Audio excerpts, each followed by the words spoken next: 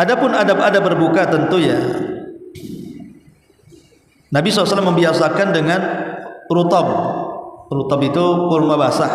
Kalau tidak ada kurma kering. Kalau tidak ada air putih dan manis-manisan. Kemudian juga dahulukan berbuka dibandingkan sholat. Betul, datang waktu maghrib kita harus sholat maghrib, tapi dahulukan berbuka, jangan sholat. Buka dulu sebentar, makan kurma atau minum yang penting batal, kemudian baru sholat maghrib. Kemudian juga bagi orang yang berpuasa, jangan mengandalkan pahala puasa saja. Sambil puasa ibu bisa baca Quran, sambil puasa ibu bisa zikir, sambil puasa ibu sedekah, supaya berkumpul pahalanya saat puasa.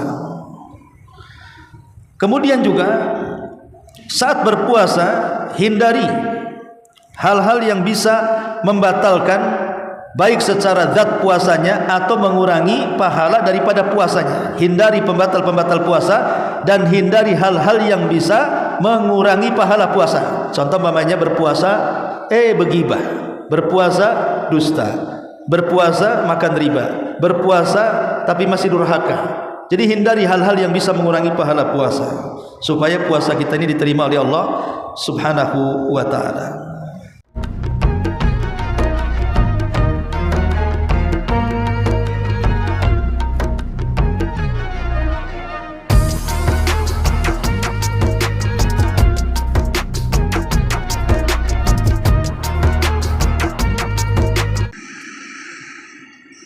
Baik, kita mulai.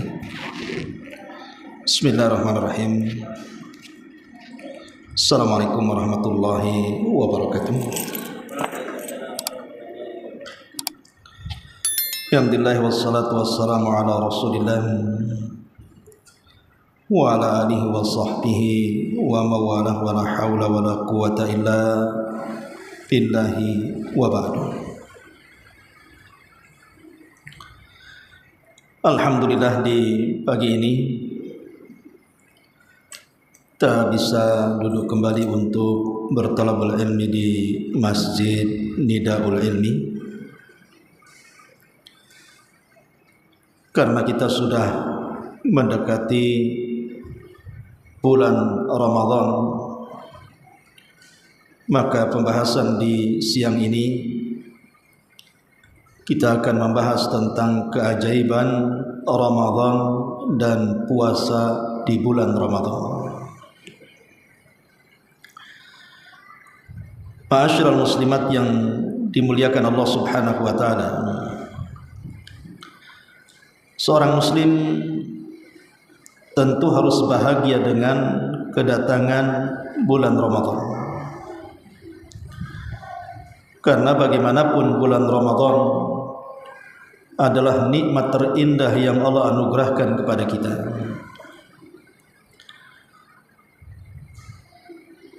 Kenapa demikian? Karena banyak fadilah dan keutamaan, baik keutamaan secara umum di bulan Ramadan itu sendiri ataupun keutamaan secara khusus yang berkaitan dengan puasa di bulan Ramadan. Dan keutamaan-keutamaan ini tidak dimiliki bulan-bulan yang lainnya, hanya ada di bulan Ramadan.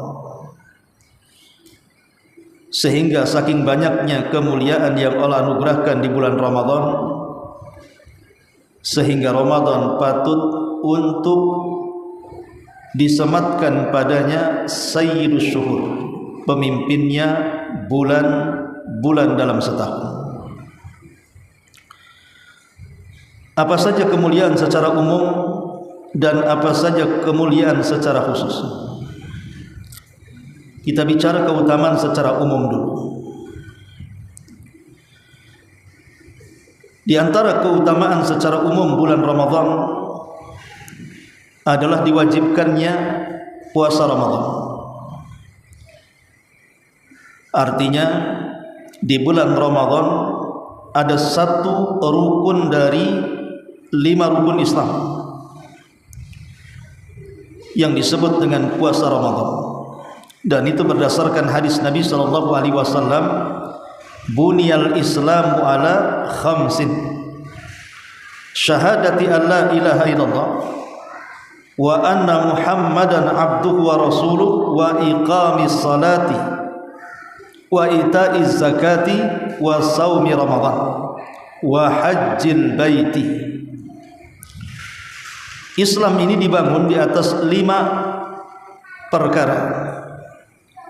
Pertama, kesaksian tidak ada sesembahan yang berhak disembah kecuali Allah dan Muhammad adalah hamba dan utusannya.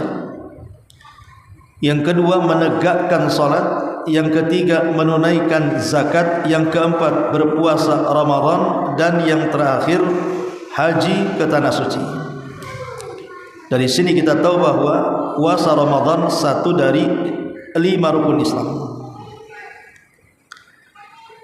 Yang kedua, bahwa puasa yang disyariatkan di bulan Ramadan bersifat wajib ain, bukan wajib kifai atau fardu kifayah, tapi fardu ainin, di mana harus dilakukan oleh semuanya, baik laki-laki atau perempuan, baik tua ataupun muda, yang jelas sudah berusia akil balik, maka tidak ada pengecualian kecuali orang-orang yang memang dikecualikan tidak puasa, seperti orang yang sudah tua renta tidak sanggup puasa, ya mau gimana lagi, atau orang sakit yang sudah tidak diharapkan kesembuhannya, ya mustahil juga mau suruh puasa, bisa membahayakan kesehatannya.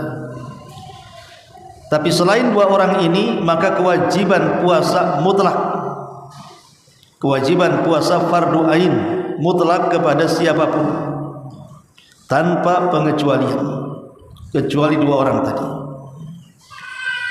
Kemudian yang ketiga, inzalul Quran. Secara umum bulan Ramadan adalah bulan diturunkannya Al-Quranul Karim,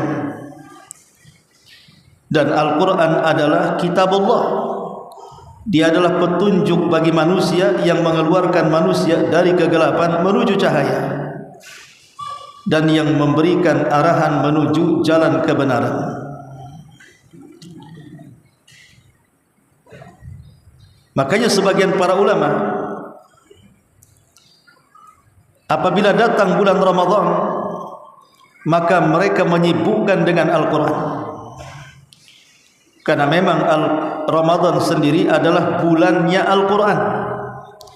Sebagaimana Allah mengatakan dalam surah Al-Baqarah 185, Syahru Ramadhan alladhi unzila fihi al-Quran huda linnasi wa bayyinatim minal huda wal furqan. Bulan Ramadan adalah bulan diturunkan padanya Al-Quran. Maka jangan sampai kemudian terlewatkan satu hari pun di bulan Ramadan kelak, kalau kita ditakdirkan sampai di bulan Ramadan. Jangan sampai lewat satu hari di bulan Ramadan kemudian kita meninggalkan Quran.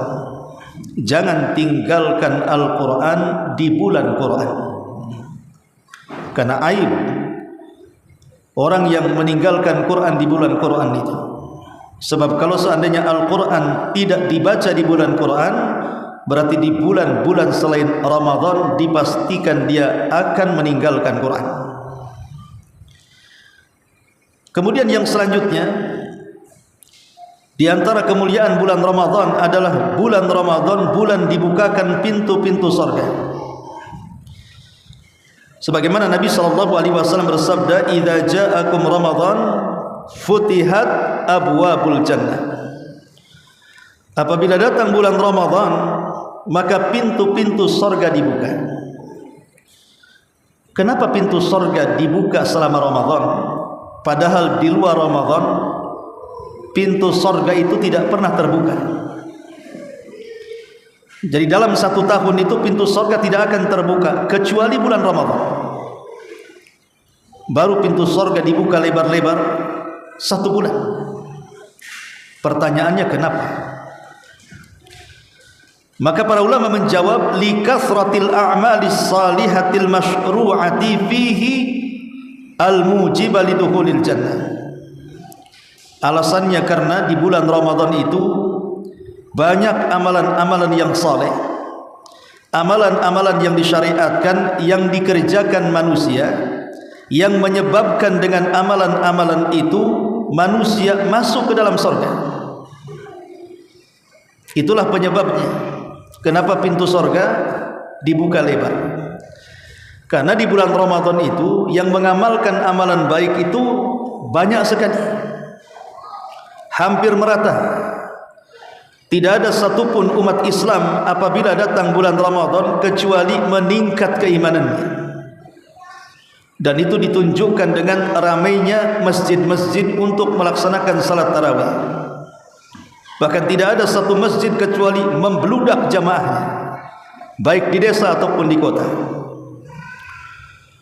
Kemudian hampir semua manusia melaksanakan puasa. Bahkan orang-orang yang jarang ibadah sekalipun, kalau datang bulan Ramadan ikut-ikutan puasa. Bahkan orang yang tidak sholat pun ketika masuk Ramadan ikut-ikutan puasa. Bahkan para preman sekalipun, ada sebagian mereka kalau datang Ramadan ikut-ikutan juga puasa. Menunjukkan bahwa ada keimanan yang meningkat di tengah-tengah kaum muslimin. Atau sedekah, hampir rata-rata kalau datang bulan Ramadan banyak dan ramai orang yang bersedekah. Terutama sedekah memberi makan orang yang mau iftar, mau buka puasa. Bahkan hampir di semua masjid ada acara buka puasa. Disediakan iftar. Dari mana tuh makanan dan minuman sebanyak itu yang memenuhi setiap musola dan masjid? Tentu dari orang-orang yang ingin mendapatkan kebaikan di bulan Ramadan.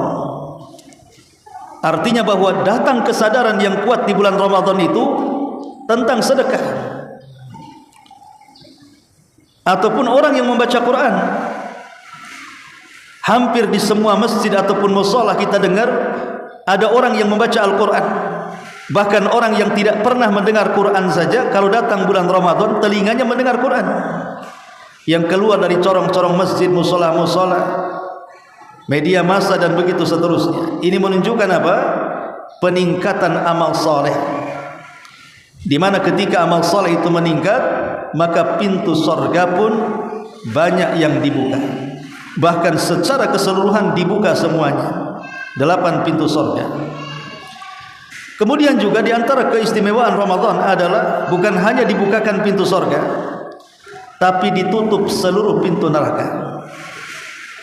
Bayangkan pintu neraka setahun itu dibuka semuanya. Datang bulan Ramadan semua ditutup rapat-rapat. Kenapa pintu neraka ditutup rapat-rapat di bulan Ramadan? Karena sedikitnya orang yang bermaksiat, atau sedikitnya orang yang melakukan dosa yang mengharuskan masuk neraka. Makanya kita bisa lihat gitu ya Bu ya, suasana Ramadan dengan suasana di luar Ramadan. Kalau suasana di dalam Ramadan rasanya tenang, bahkan ada sebagian tempat maksiat itu ditutup. Tapi kalau sudah lewat Ramadan, semua dibuka tempat-tempat maksiat itu. Tapi kalau datang Ramadan, maaf cakap, wanita-wanita nakal saja itu tidak berani beroperasi itu. Ataupun yang datang dari laki-laki hidung belangnya pun masih malu dia, masa Ramadan harus berzina. Jadi tempat-tempat maksiat itu walaupun ada yang buka, kita tidak meragukan karena manusia bukan malaikat. Pasti ada saja orang yang bermaksiat. Tapi saya bicara soal secara umum. Manusia di bulan Ramadan itu sedikit maksiat. Kalau di Ramadan ibu-ibu biasa kumpul-kumpul begibah bisa 2-3 jam. Kenapa? Karena kalau haus tinggal minum, bisa dilanjut gibahnya. Tapi kalau masuk Ramadan tidak mungkin bicara banyak-banyak. Kalau banyak ngomong itu haus. Kalau haus nanti takut batal puasanya. Makanya lebih banyak diam di bulan Ramadan. Paling kerja meludah saja karena kehausan. Jadi dari sini kita tahu bahwa ketika sedikitnya orang-orang yang melakukan kemaksiatan dan yang melakukan dosa juga sedikit, makanya kenapa pintu-pintu neraka itu ditutup. Ini juga keajaibannya. Kemudian keajaiban berikutnya, diikatnya syaitan. Sebagaimana hadis Nabi sallallahu alaihi wasallam, "Idza jaa Ramadan, futihat abwabul jannah wa ghuliqat abwabun niran wa suffidati asyayatin." Apabila datang Ramadan, maka pintu-pintu surga dibuka, pintu-pintu neraka ditutup, wa suffidati syayatin, di sini syahidnya, dan setan-setan dibelenggu. Kenapa setan-setan pada diikat di bulan Ramadan? Karena setan tidak sanggup menggoda orang-orang yang melakukan ketaatan di bulan Ramadan. Makin sempit setan ini ruang lingkupnya. Mau goda orang itu jangan taraweh, ke masjid malah taraweh. Mau goda orang jangan puasa, malah dia puasa. Mau goda orang jangan baca Quran, malah baca Quran rame-rame.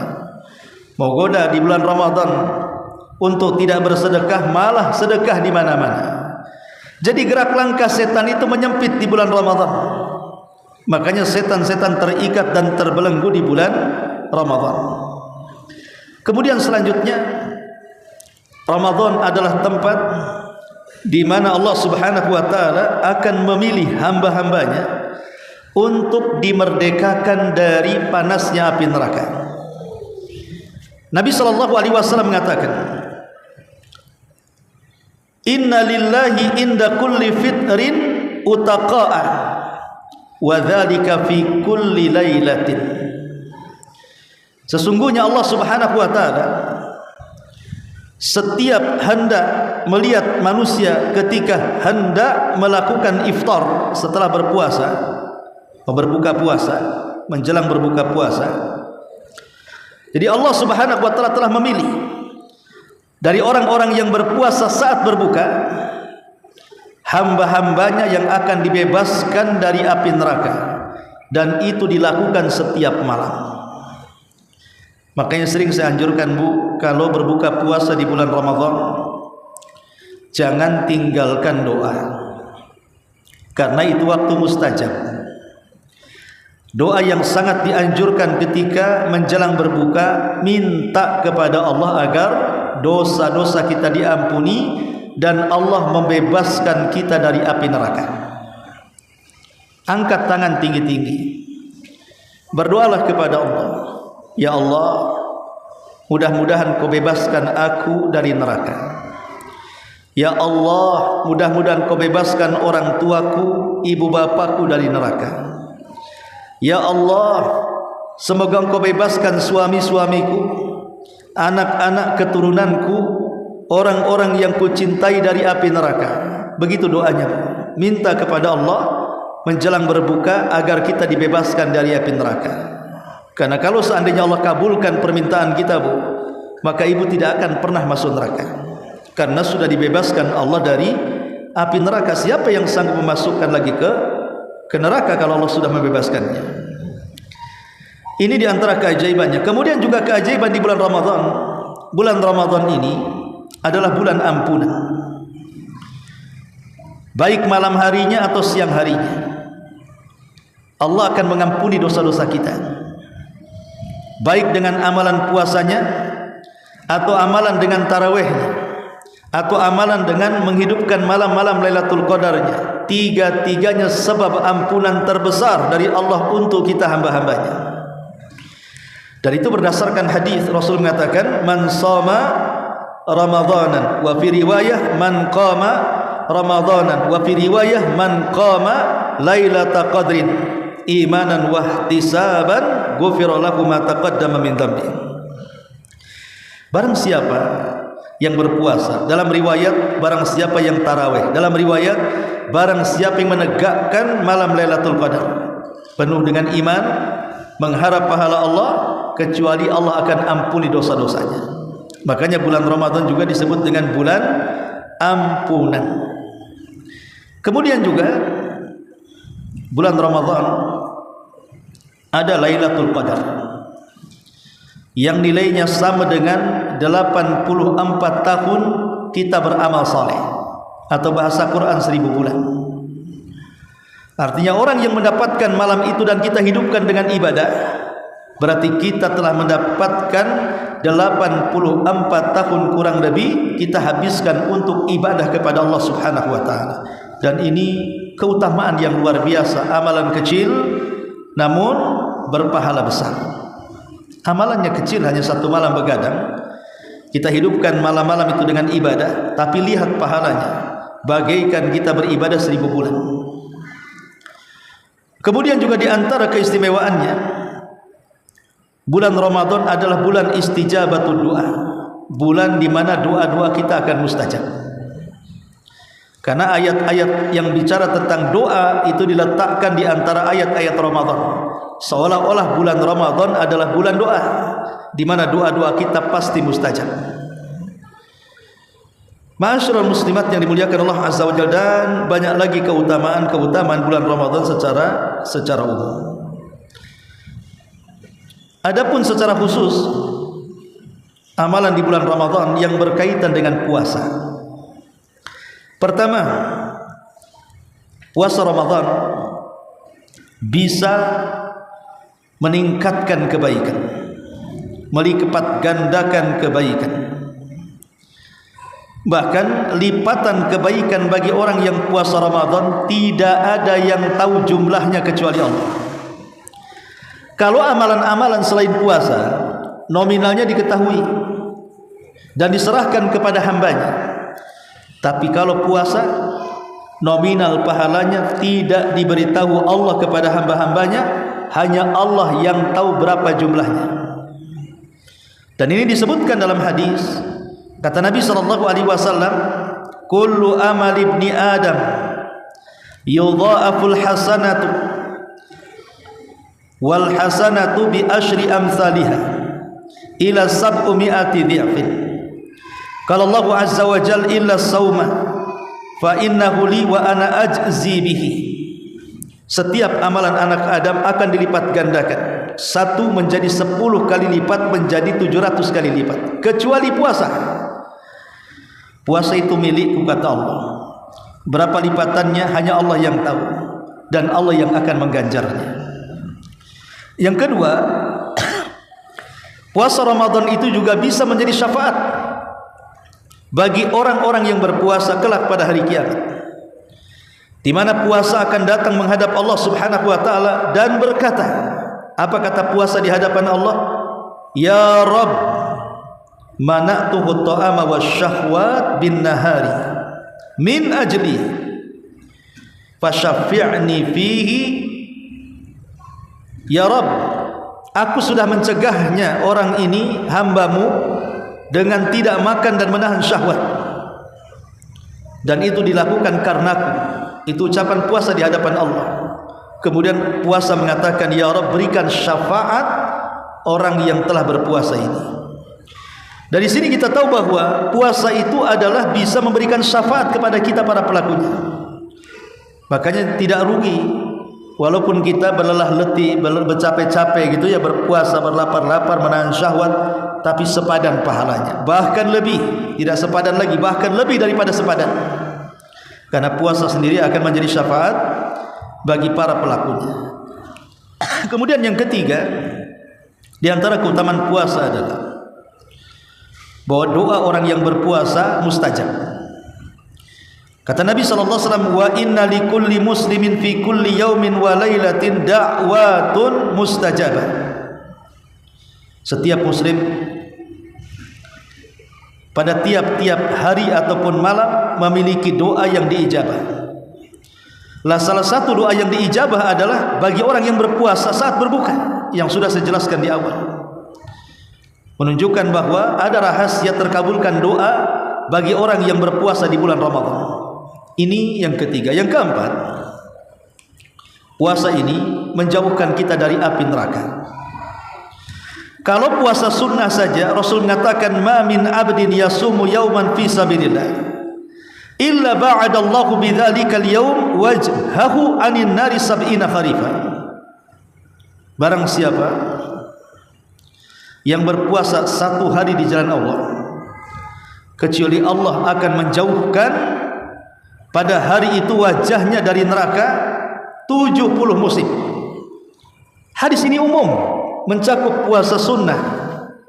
Artinya kalau puasa sunnah aja diberikan pahala seperti ini, dijauhkan wajahnya dari neraka 70 tahun, macam mana orang yang berpuasa wajib? Tentu akan lebih jauh lagi dari neraka Allah Azza wa Jalla. Kemudian yang selanjutnya dari keutamaan orang yang berpuasa, yang nomor 5, Allah Subhanahu wa taala sampai mengkhususkan pintu daripada pintu-pintu sorga yang hanya dimasuki oleh orang-orang yang berpuasa, dan orang yang tidak puasa tidak akan masuk dari pintu itu sekalipun dia masuk sorga. Pintu itu disebut Babu Rayyan, pintu Rayyan, yang hanya orang-orang yang berpuasa masuk ke dalam pintu itu, masuk ke dalam sorga. Ma'asyiral muslimat yang dimuliakan Allah Subhanahu wa taala, inilah di antara keutamaan secara khusus tentang puasa Ramadan. Adapun faedah-faedah puasa, kenapa puasa ini sangat disyariatkan? Pertama faedahnya, karena melatih kesabaran. Orang yang berpuasa itu melatih kesabaran. Bagaimana tidak sabar? Dia harus menahan lapar, menahan dahaga, menahan syahwat. Harus sabar, karena kalau orang tidak sabar, batal tuh puasanya, pasti akan dilanggar syahwatnya. Tapi orang yang berpuasa dan mempertahankan puasanya sampai terbenam matahari, berarti dia memiliki akhlak sabar.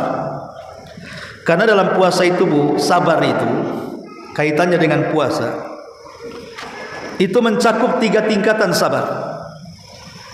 3 tingkatan sabar ini, pertama sabar dalam menjalankan ketaatan, sabar dalam menjauhi kemaksiatan, dan sabar kepada qada dan qadar.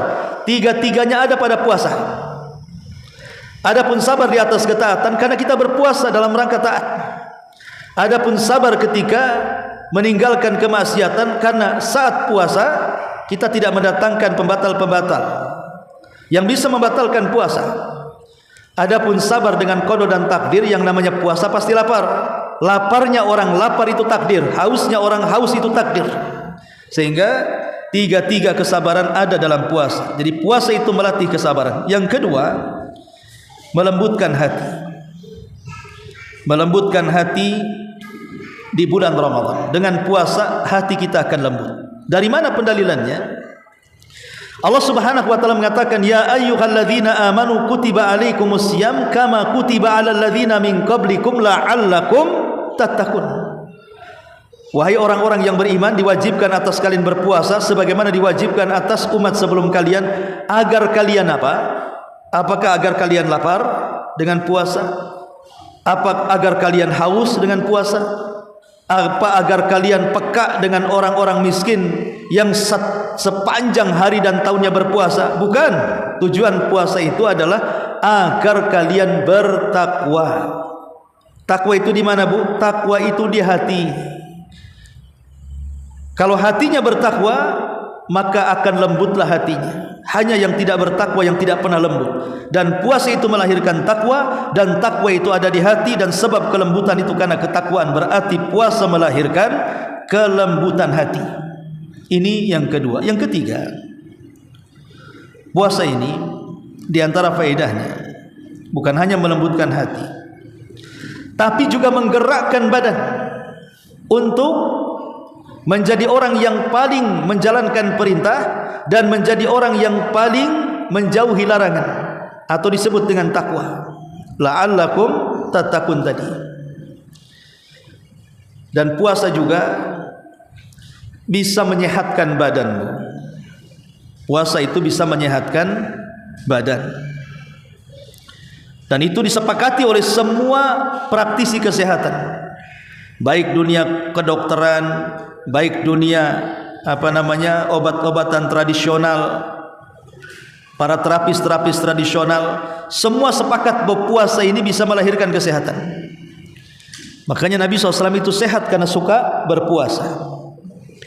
Ini diantara secara khusus tentang fadilah puasa. Adapun adab-adabnya, apa sih adab-adab puasa? Pertama, bergembiralah saat menghadapi bulan Ramadan. Dan gembira di sini maksudnya gembira karena ingin mendulang pahala sebanyak-banyaknya. Karena hanya di bulan Ramadan mengutip pahala itu mudah. Karena ada juga yang gembira bukan karena ibadah, karena ada bisnis sampingan. Alhamdulillah datang Ramadan, bisa jualan bukaan, bisa jualan es krim, bisa jualan es cincau, bisa jualan kolak, bisa jualan macam-macam. Bahagianya itu karena ada bisnis itu. Lah bahasa bahagia yang seperti ini salah kaprah. Atau sebaliknya, ada orang yang menghadapi Ramadan tidak bahagia, sedih dia. Alamak, lapar lagi aku, puasa lagi aku, tarawih lagi aku, dan begitu seterusnya. Ini orang-orang enggak beradab. Jadi di antara adab puasa adalah berbahagialah dengan kehadiran puasa Ramadan. Yang kedua, bahwa tidak boleh berpuasa sampai terlihat bulan. Namanya hilal. Dan itu tugasnya pemerintah, bukan tugas kita. Kita dengar aja apa kata pemerintah. Kata pemerintah, oh hari ini terlihat, berarti besok puasa. Oh hari ini belum terlihat, berarti digenapkan. Kemudian yang ketiga, jangan tinggalkan sahur. Karena sahur itu adalah berkah. Rasul mengatakan, tasahharu fa inna fi sahurikum barakah. Sahurlah kalian karena dimakan sahur itu ada berkahnya. Kemudian yang keempat, segerakan berbuka. Jangan dilambat-lambatkan sampai tengah malam, sampai muncul bintang, karena itu menyerupai orang ahli kitab. Orang-orang ahli kitab itu puasa juga, tapi kalau bukanya nunggu bintang keluar. Islam tidak. Dengan semata-mata terbenam matahari saja ke arah barat, maka sudah boleh berbuka. Karena menyegerakan berbuka itu kalau sudah tepat waktunya menyelisihi kebiasaan orang-orang kafir. Adapun adab-adab berbuka tentu ya, Nabi SAW membiasakan dengan rutab. Rutab itu kurma basah. Kalau tidak ada kurma kering. Kalau tidak ada air putih dan manis-manisan. Kemudian juga dahulukan berbuka dibandingkan salat. Betul, datang waktu maghrib kita harus salat maghrib, tapi dahulukan berbuka. Jangan salat. Buka dulu sebentar, makan kurma atau minum yang penting batal, kemudian baru salat maghrib. Kemudian juga bagi orang yang berpuasa, jangan mengandalkan pahala puasa saja. Sambil puasa ibu bisa baca Quran, sambil puasa ibu bisa zikir, sambil puasa ibu sedekah, supaya berkumpul pahalanya saat puasa. Kemudian juga saat berpuasa hindari hal-hal yang bisa membatalkan baik secara zat puasanya atau mengurangi pahala daripada puasanya. Hindari pembatal-pembatal puasa dan hindari hal-hal yang bisa mengurangi pahala puasa. Contoh mamanya berpuasa begibah, berpuasa dusta, berpuasa makan riba, berpuasa tapi masih durhaka. Jadi hindari hal-hal yang bisa mengurangi pahala puasa, supaya puasa kita ini diterima oleh Allah Subhanahu wa ta'ala. Ma'asyiral muslimat yang dimuliakan Allah Azza wa Jalla, itu secara singkat tentang keajaiban secara umum bulan Ramadan dan keajaiban secara khusus puasa di bulan Ramadan. Baik, sampai di sini. Kalau ingin bertanya silakan. Kalau tidak kita tutup.